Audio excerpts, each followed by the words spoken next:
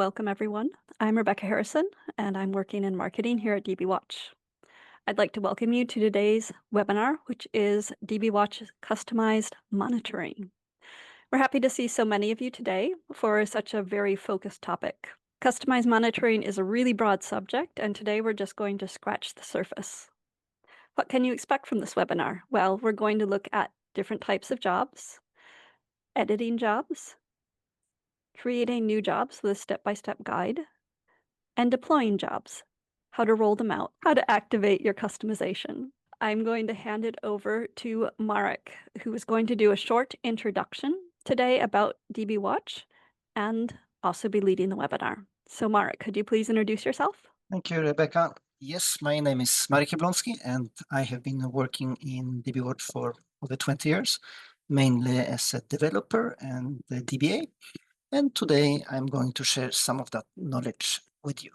Before I start with showing you how to create your own monitoring jobs, I would like to give a short introduction to DBWatch for new users who are not so familiar with our product, just 2-3 minutes. So I will switch into my monitor and just explain what DBWatch is about. This is monitor running on my computer, and the monitor connects to DBWatch server, which also runs on my computer as a service, and DBWatch server then connects to the monitoring instances, different types of database instances. I have Oracle, PostgreSQL Server, and so on. And DBWatch is kind of all-in-one tool, mainly for DBAs, for monitoring, management, and reporting, shortly speaking.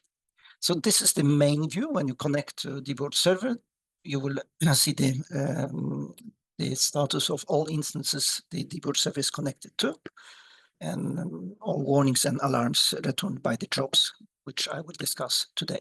You can select a different group, and those instances are grouped in groups.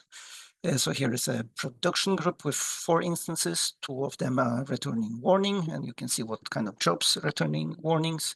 And also you can see the list of the instances you are monitoring, some information about them. So this is the monitoring part.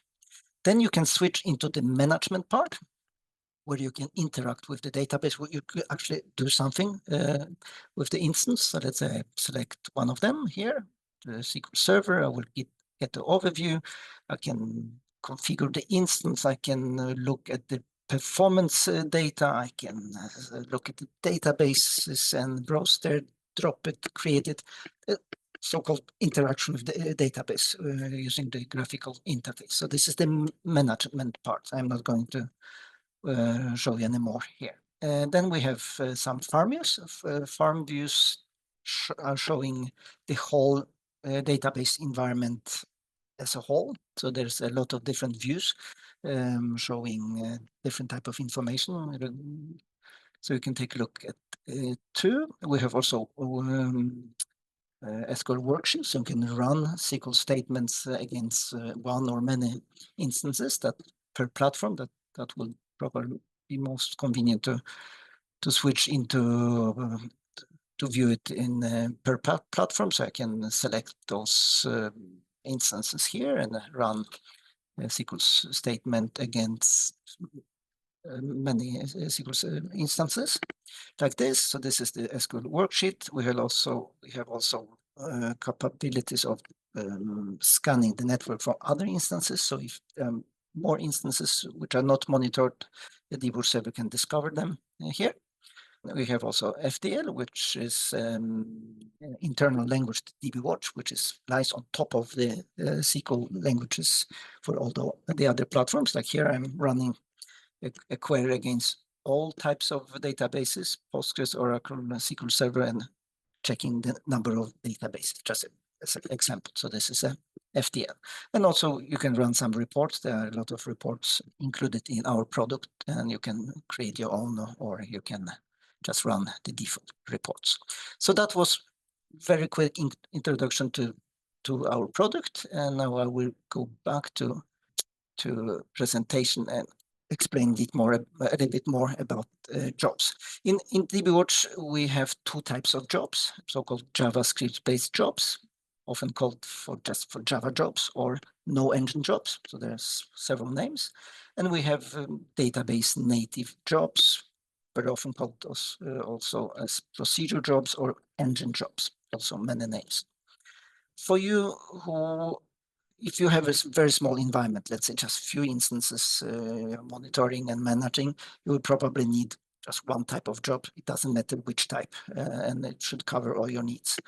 But if you have more complex environment, which is also large with hundreds of instances and with clusters and standby instances and Oracle data guards, you will definitely need both types of jobs, and you will also need to understand benefits and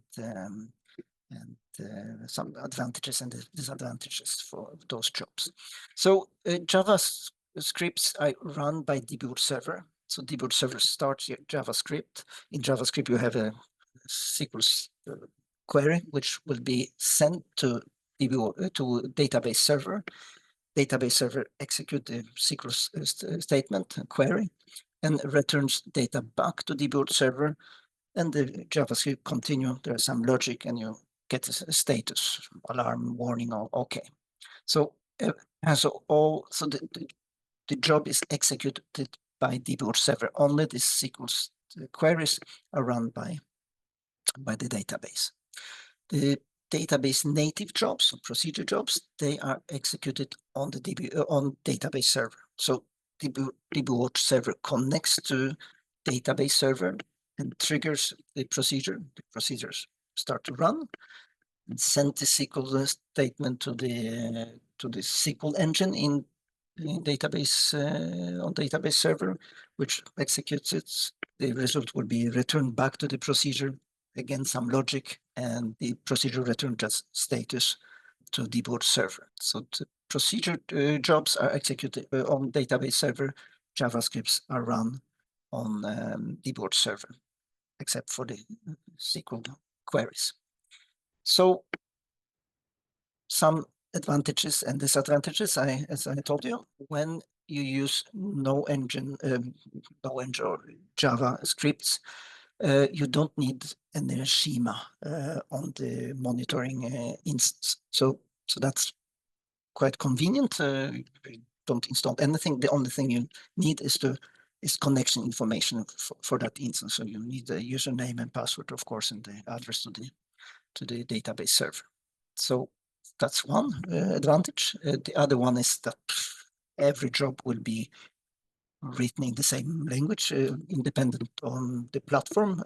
So if you're monitoring Oracle or Postgres or Sybase, whatever platform you are monitoring, you can still use the same language, which is some kind of convenient. But the most important thing is that you can connect to not open instances. So there are in standby instances in standby mode, for example, in replicating or some cluster environment, you can still connect to the instance which is not open and retrieve some information from that instance regarding the state the instance is in, very often in relation to the primary instance. So that's very important.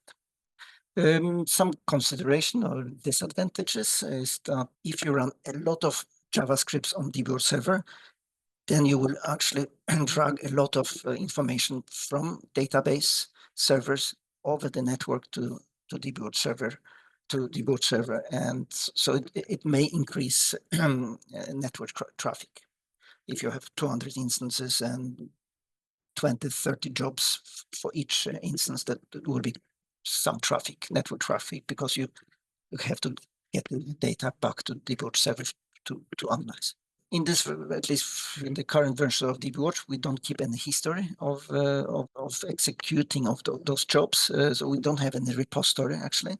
So the only thing we do, we get the data and store this status, the last status. So we don't have any repository for those jobs.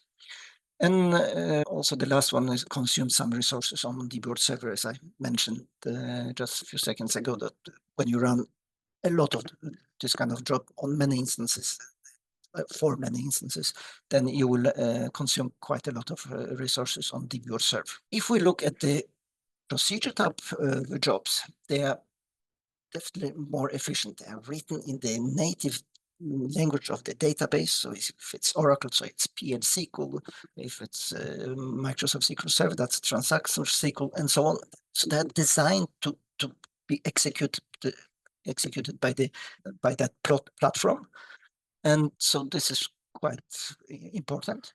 There's of course very low network traffic because all the logic, everything happens on the monitoring instance. That's where you run all the checks, and only the status is returned to the DBWatch server. So it actually doesn't matter if you monitor 200 or 300 instances, the traffic will be very low. And distribution of resource consumption is also there because you run every job on each monitoring instance. So you don't run it on one, but you run it on the monitoring instance. Of course, you can look at it a little bit differently. So there is some consideration because you actually run things on the monitoring instance. So you are consuming some resources from the monitoring source, the monitoring database server. And also we collect statistics. So if you run a job which collects growth rate or user pattern or that kind of statistics, they will be kept on the monitoring instance. So the repository is actually on the instance we are monitoring. So we have some kind of distributed repository. And it's of course higher complexity. If you have many different platforms, Oracle, Postgres, SQL Server, you will have to write those jobs in different languages, so much more complex. And just so you know, DBWatch use most of the jobs are actually written in the native language of the platform we are monitoring. So I would say probably 85% of the jobs in DBWatch are procedure type of jobs. There is also, we use some combinations of those jobs because for some environments, you will probably need a mix of those technologies. And that's what we are doing in Postgres, because in SQL Server, you can actually choose between both of them. But in Postgres, for example, when you connect to the instance, you connect actually to one database. And if there are many databases, which is often the case, you will have to disconnect and connect again to the other. So you will need JavaScript to do the connection to all those different databases, and the procedure can run only in a DBWatch database. That's at least what we do. We create procedure just on the DBWatch database, or the database where you create DBWatch schema. Okay, let's continue. And how to tell the difference between those types of jobs? Actually, you don't see a difference in DBWatch Monitor. They look exactly the same. And the only way to see if they're a Java type or procedure type job, you can right click on it, and you will see that for the procedure type of jobs, it will be possible for you to edit. So actually for the procedure type of jobs, we have an DBWatch job editor where you can open the job in the editor, you can see the code, you can rerun it, you can edit it, you can create a new from it. So it's quite simple to work with. Even they are much more complex because there's a procedure, you have to compile it and all that stuff. So procedure type of jobs you can edit using DBWatch. Java type jobs you cannot edit in the current version. So even they are easier to work with because it's just JavaScript. You don't have to compile it. It just runs on one DBWatch server. We don't have an editor, so you will have to use the editor you prefer, and you will have to import it, and you will have to test it, check the result, and go back to your editor, do the changes, import again. So there will be many manual steps, which I'll also show you. But it's doable, but just less convenient to compare with procedural types. So this one you can procedure type, you can edit in DBWatch. The other you cannot. You have to use different editor. Some of you would probably prefer to just take a look at the jobs we supply with our product and just take a look at them and learn by looking at those jobs and see some examples and create your own. That's why I would just show you where to find source all those jobs, all the code, so you can take a look for yourself and see if you can learn something from that. So all jobs are inside an archive file named resource _1 zip on Windows. If you run DBWatch Server on Windows, you will find it under program data in this directory. And for Linux like operating systems, they will be there. And if you open or extract the files, you will find the job directory there with all those platforms which we support.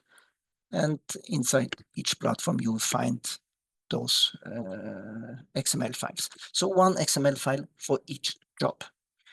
And yeah, the names of those files are like, you first start with the platform and then job, because it's a job, and then you may see in some jobs the names of the job is no schema, and we know it's a Java type job, and so on. But the name can be whatever you want. That's the way we name those jobs. When you're working with those XML files, there's a lot of tags, but 3 of them are very important: the artifact ID, group, and version. Those 3 tags make so-called artifact, which must be unique for every file. So one file, one job. So every file must have unique identifier, which is artifact, what we call it. So this is artifact ID, group, and version. Of course, if you have several versions of one job, then you will have several XML files. Yeah, so that's no problem. But those 3 values must be different. And when you work with those files, you, at least when you work with the Java type jobs, you will have to import them many times. So it's useful to know how to import those files. I also will show you how to do it. You can use the graphical interface in main menu, server, and upload resources, or you can put the XML file straight into the import area. That's actually what happens when you're using the graphical interface. DBWatch would put this file into that import area, and DBWatch Server every 5 seconds checks this directory and imports it into DBWatch. And if there is something wrong with this file, you miss end tag, or something is, the syntax is wrong, the server will not, the DBWatch server will not import it and will just rename the file with extension error. So if it's missing a file, check this directory. Maybe you have this file there with extension error. There are also a lot of errors in the DBWatch server error log. Yes, and when you import those files, they won't end up in our zip file, because that's the DBWatch code where we keep our jobs. They will end up in different directories. I'll also show you later when we do the import. And the Java types jobs, they will end up in property local, and the procedure types jobs, they will end up in the task local job. So now I will switch into demo and just show you how to do it. We still have 40 minutes, something like that. And I will show you how to make a job. So I will first go here. I prepared for you 2 jobs, which I will show you how to import and edit and work with. So I will start with that in a moment. You remember I was talking about where to find DBWatch files. So it's under archive. There you will find the resource zip file. And if you unzip it, I do it here. So it looks like that. And then you have jobs. And let's say I select Oracle and capacity, and I will have all those different jobs here. And then you can take a look at the code and see how it's done. So a lot of examples for you who prefer to work just with files and looking how we've done it. So I would just go back here to databases. So here I have two jobs. One one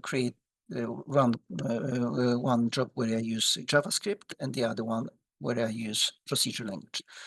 So the name is I created for SQL Server. And they do exactly the same thing. They select from sys databases and check the state of the database. So if the state is offline, then you get just count the number of databases in state offline. That's what they do. So let's take a look at the Java type job. Here's the XML file. I will have the artifact ID, and I have the version here, and I have the group, which may make the artifact the unique identifier in DBWatch world. There's some other tags here, and here's the Java script. Of course, you have to be familiar with the syntax, but if you do some programming in other languages, it will be very easy to adapt and use. So we have some declaration, some variables. This is a variable for SQL text, and here's the statement which will be sent to the monitoring database. And then I call for the run function where I send the SQL statement there. I can specify the database where to connect, but in SQL Server, I don't have to, because I can specify the database in front of the schema name and the object name. So it doesn't matter. In Oracle, you don't use it at all, because you just connect to one database, and so you don't have to specify it at all. For Postgres, it's very important to specify which database you want to connect. So let's say you can have one query returning all the names of the database, and then you loop through all the database, connect to each database, and extract some other information. So that was very useful. So that's the function that you use in those scripts to send those different queries into the database engine. Then you get the rows here. So here is we just get one value, but it can be a set of rows with many columns. So it depends on the query which we are sending to the database engine. And here I get the value of the first row and first column, and I just have one row and one column, to just one value. You can see from the statement, select count, so I will get just one value. And then I am comparing this count value, this variable. If it's higher than 0, it means that some databases are offline, then I will get the information that the databases, so many databases are offline. Okay, and message here, demo details. Okay, and if not, then no databases are offline, and I will return the job status return will be 0. Otherwise, the return status would be based on the parameter. I also would create a parameter for you, so you see how it works together. So this is the Java job. There's some report, and I'm not going to show you. Let's just jump into the procedure type. Exactly the same. I have, of course, different artifact ID, and otherwise the demo and version is the same. Group and the version is the same. And instead of having JavaScript, I have a procedure, transact SQL procedure here, which do exactly the same. It's just different syntax. Here I run the statements, so I count databases in state offline, and then if this parameter is higher than 0, and so on and so on. Exactly the same, but just different syntax because it's written in transact SQL. So, but to be able to install them on the instance, I have to import them into the dashboard. So let's start there. So I go back to the monitor. Here's my instance, my test instance. As you can see, there's already a lot of jobs installed there. We have also those jobs also are divided into groups because some of the jobs don't return any status. That's a procedure type of jobs, which don't have to return any status. Some of them, let's say like growth rate or user pattern, you don't need any status. They are just collecting statistics, and you can look at the statistic by running report on it, or you can see the statistic in the management part, if, for example, for performance.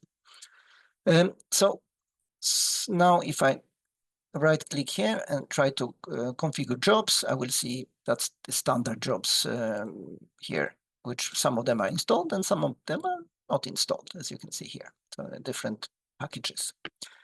So let's import those two jobs which I just discussed.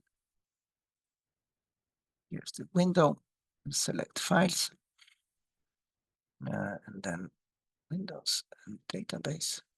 Here I have both jobs. I can select both of them, open and upload like this. And now if I right click on the instance and configure jobs, they will appear here.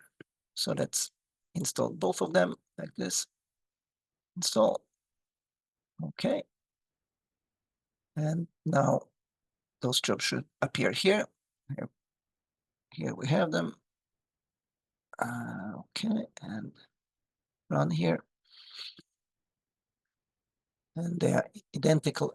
The only difference actually is here that I put it the value returned by the instance should be a warning, not okay, apply, and then run. So as you can see, now we have those two jobs. They are doing exactly the same. They're just different. One of the jobs are run as a JavaScript. The other is like a stored procedure. So now if I click on one of them, you can see I can edit this one. So this is the procedure type. I can open the editor and develop it from there. And yeah, it's quite easy. And even it's more complex. The other one, if I right click, the edit is not possible. So the only way to develop Java type job, you have to actually start with an XML file, some easy something, and then you have to add some logic and improve the code and add parameters and make it better and better. So let's do some changes to that. So I cannot do it in the monitor. I have to go back to my editor. Here's editor, and now I will improve the code. Of course, I'm not doing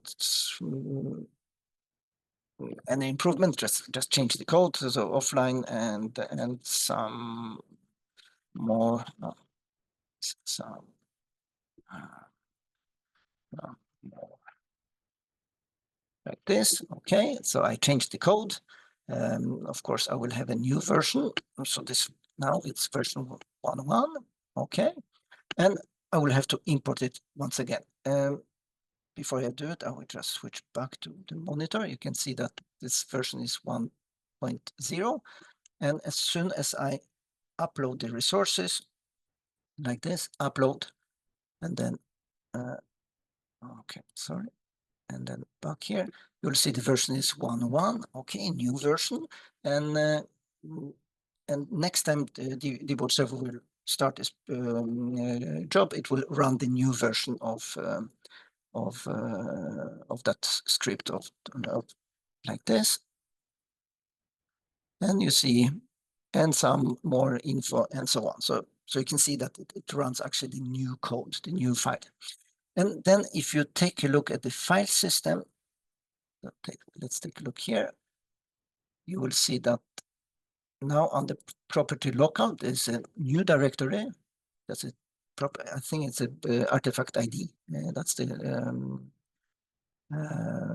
and now you can see here we have the first version. When I imported the first version 1.0, this XML file is here, and the other one is in a different catalog.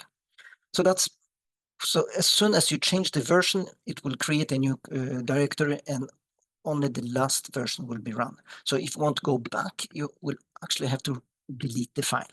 There is no option in DBWatch where you can delete the imported file. You have to go into the file system, delete the file, and actually you have to restart the DBWatch server, because the DBWatch server now thinks that this job is available, and that's the last one.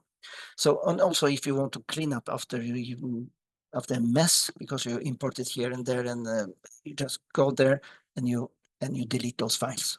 That's as simple as that. Okay, so let's go back to, so we see it's improving the code. You can add more code. So let's say we go back, and suddenly we introduced error. I mean, I have now a variable named count1. I didn't declare this variable, so this one shouldn't work. So just change it, and now I have version 1.2 like this. I will import it like this, upload. Okay, and then you see now I have a new version. So as soon the DBWatch server start this job, we will get some feedback. So let's do that. And now we get the exception, and you will see, oh, count1 is not defined. So you will get the information that something is wrong. And once again, you have to go back to your editor, fix the problem, import it, and so it takes a little bit time, many manual steps, and that's the way you can develop those jobs. But let's continue for a moment. So now I'll go back to the editor. I will fix the problem. Like, where is it? Here. Okay, so the problem is fixed. And now I would like to add another parameter. I have just one parameter, the run status, which I then check here. I get the values from this parameter here in the script. So if I want to another parameter, which is very often you have several parameters for a job to make the job more flexible, of course. So to add, and this job is, you can see the parameters here, those names, and when you click configure, you will get the list of the parameters in that file. So to add a new one, it's quite simple. Just add a new parameter like this. So I get this one. This is try it once again like this, and then paste return status 2, and yeah, whatever. So I have a new parameter. This value gets 99 like this, and of course I have a new version like this 3, and I will add it maybe here.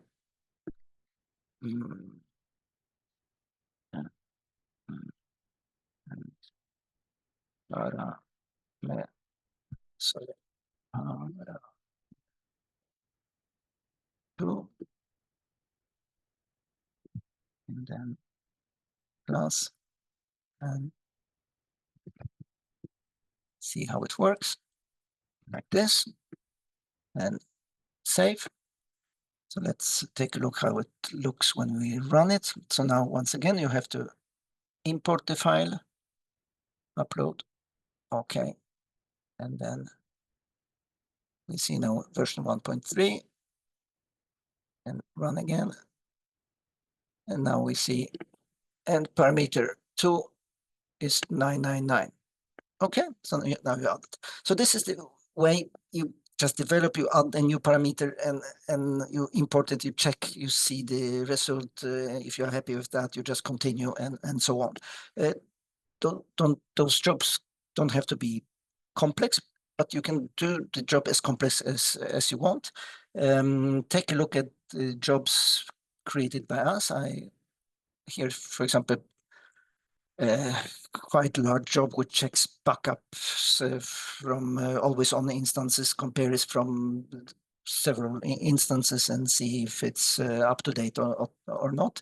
So there's a lot of logic here. So, but there's a lot of examples there. So take a look and see what's possible and what's not. So that's how you work with jobs, the Java types of jobs. You need a different editor, and you just first you create a file which can be imported, and you can see that it's doing something, and then you can increase logic, add some logic and parameters, all that stuff, and make and improve the monitoring job. If we take a look at the other type, this one, okay, you can start with a simple file, imported it, and then you don't have to go back to this XML file.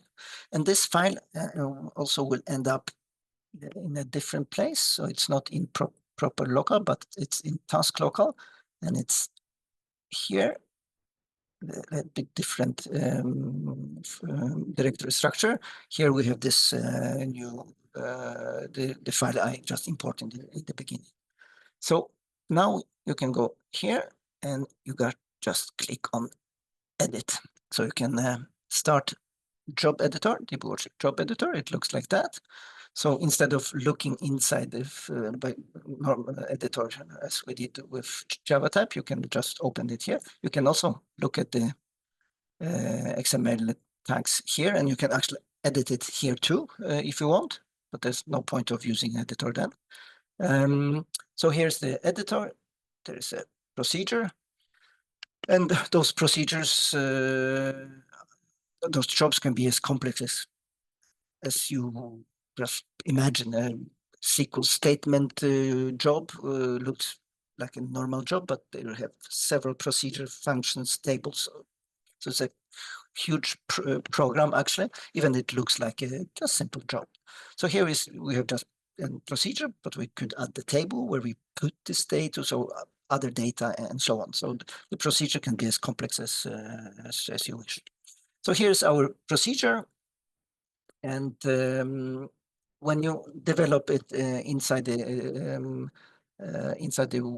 editor, there's several options, and depending on the platform. If you're developing something on Oracle, it will probably say create or replace, so you then have to drop it. You just run it. You can just run the code, because if I run the code, the database server will say, sorry, this object is already there, so I have to drop it or use alter instead. You have so it depends on the platform. In Sybase, you don't have alter, so you have to actually drop it and create it, drop it and create it. So it's a little bit different. That's why you have this field here, so you can work like this. And you see, okay, I drop procedure before executing, and so so let's say I will clean this. So if I run it now, it will drop and then create it. So it's okay. So you can, then I could add some info here, some more for here, like this. And so I can see, does it work? Yes, it's okay. And I can go back to to monitor and see, okay, if I run this, how does it look? Yes, I get it works, but the version is still 1.0.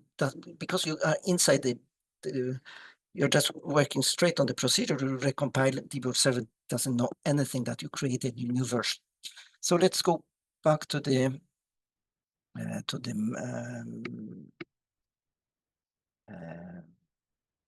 our editor like this. So usually if you start with a procedure like that, you will keep it like this, and you will say, okay, I would like to create a new version. So you add upgrade. The current version is 1.0, so I will do it like this. Okay, so I have an upgrade possibilities here. Of course, this one I will have to call now. This will be version 1. Save. Okay. At this point, as soon as I click save, I will get a new catalog here, directory with the new version. It's still not ready yet, but now DBWatch Server knows, oh, there is a new version of that job. So, and there's actually possibility of upgrading. You can also create a new version without upgrade, but then DBWatch Server don't know anything how to upgrade. So the only option will be uninstall and install. It's also one way of doing it. But if you have one version of the job and you have some data already collected in some tables, you would probably want to create an upgrade instead of new installation. If it's just a procedure, then you can install and uninstall and install. Also, if you have possibility for upgrade, then the DBWatch Server will do it automatically for you during the night if there is an upgrade possibility. If not, it will not. So let's go back to our editor. So now I can add some code here like this, and instead of creating the procedure, I will just copy it, and I will say alter. So now I can just continue working. I can add some more code, and of course, if I do something wrong here, I will when I'm trying to compile, and I will get error that something is wrong. So of course, but you don't have to go back to any file and import it. You just correct things here. So did I execute it? Yeah, so now it works. So here you add some code, then you save. And of course, you already changed the code. So when you run the procedure from the monitor, it will return the information as it was upgraded. Even the DBWatch Server doesn't know about that. So I already changed the procedure because I did it manually in the editor. But to upgrade, you have to do the upgrade in the DBWatch Server. So usually, if you have a job, you would probably want to deploy it on many instances, but you work on one, you just use maybe a test instance, you develop the job, see that it works, and then you can deploy it on the others one. So if I go back to the DBWatch monitor, here, I can still see that it's just version 1.0, so it's not upgrading automatically. And it's a little bit different than in JavaScript, because JavaScript you don't compile it; it just run the latest version of the file. So if I right-click on the instance and configure job, it will find out, oh, there is an upgrade. So there is a new version which so I can upgrade. So what DBWatch Server do is just reads the script and see the upgrade code. Oh, there is an altered statement, and just run the statement. That's what happens when you do the upgrade from that version. Of course, you can add an upgrade from another version. There's a lot of possibilities. So now I can select this one and upgrade. And now if I look at the procedure, this one, you see the version is 1.1. And I can go back to the editor and continue developing. And at some point I will find out, oh, now it's version 1.2. So I put version 1.2 and I create another upgrade. I can add another upgrade like this. So I can do that. If I want to add actually so let's say if this now become version like this, save. Okay. And you actually want to run the same code, you cannot edit this one. So you have to create another upgrade. But here we have this possibility with edit raw, and I can actually go and kind of cheat because we have more options just by going straight into the editor. Let me see, where is it? This is install, and this is post implementation template, and yeah, here's the from version, and I can do like this and see also from version 1.1 like this, apply changes, and then the upgrade will have an upgrade from both version 1 and version 1.1. So there's not everything is possible through graphical interface, so you can always change things there. So this is one way of working with the new code and developing. You just use the editor, compile from here.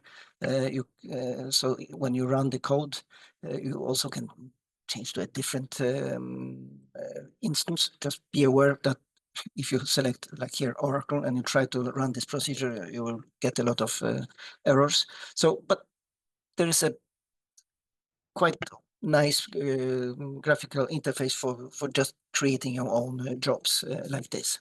So you can start with just one simple file, import it, and then work further. There's also another way of doing. Let's say you have this procedure and it works okay, but you want to create a different job which do similar stuff. And instead of once again starting with XML file and trying to create it from the scratch, you can just save this as new, like this one. So now I will create a different job based on this one. So I have to give another name. So this will be status 2. And of course, the artifact must be different. So you need to just have a different artifact. So I put out 2, and the file name must be also different. So I add 2, and the object which will be created inside the database must also have different names. That's obvious because you cannot have objects with the same names. So new procedure, new name. So do it like this. Okay. And then suddenly I have a new procedure named status tools, save, it's already saved. If I go now into the file system, I will probably have now 2 versions. Actually, they will end up under different group. And so this file will end up here and with version 1. So it's there. So let's go back to the monitor. Now, if I look here, configure jobs, I will have it. Oh, it's their new version available. That's for the other one. This is the new one because I created new version. So it looks like this. So I can install this one. Okay. And I can also upgrade the other one. Not install, upgrade. Yes. Sorry, I'm clicking on the wrong buttons. So like this, I will, and then let's take a look what we have here. So now you see we have those different jobs. I just removed both of them. And now I can run and I will get exactly the same. So you can start by just having one and then renaming and then you do the work from that. So let's say if I go to the availability, there is a job name database status. That's the job I was actually the job I am I just showed you is very similar to this one. The only difference is that this one is much more complex. It has a lot of parameters which you probably need. It's not only checking the offline state, but also recovering and all the other types of states. And you can ignore some databases. You can do this and you can do that. So there's much more complex procedure. And also here you can just edit here. Then you will see the job. You can see the implementation. So here we have a table, then we have a procedure, and there's some upgrade too done here. So you can see, okay, some code here, create a table. There's some new parameters and so on and so on. And here the same, if I click on new version, then you have to specify a different name for that job, file name. In this case, you have just two objects, procedure and tables, and so on. And you can click here and continue with that procedure and then deploy it. So there's a lot of different options. So the best way of working with the procedure type of jobs is to start with a job which is similar to what we deliver, something similar to 3 parameter, whatever, and then just rename it to a different name, and of course change the code and take it from there. So that was really quick, but there's a lot of possibilities there.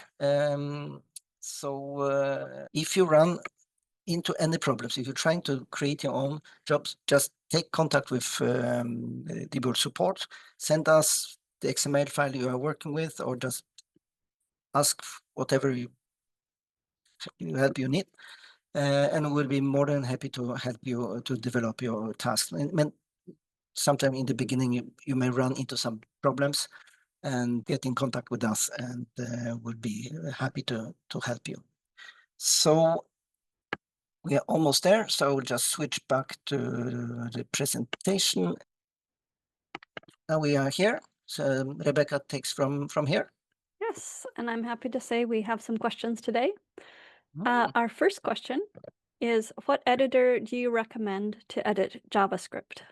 I use Notepad++, which is more than enough. Even some of those complex jobs are quite big, but yeah, whatever you are used to. So not maybe the simplest Notepad, but Notepad++ works fine for me. But there's a lot of other different not for free editors.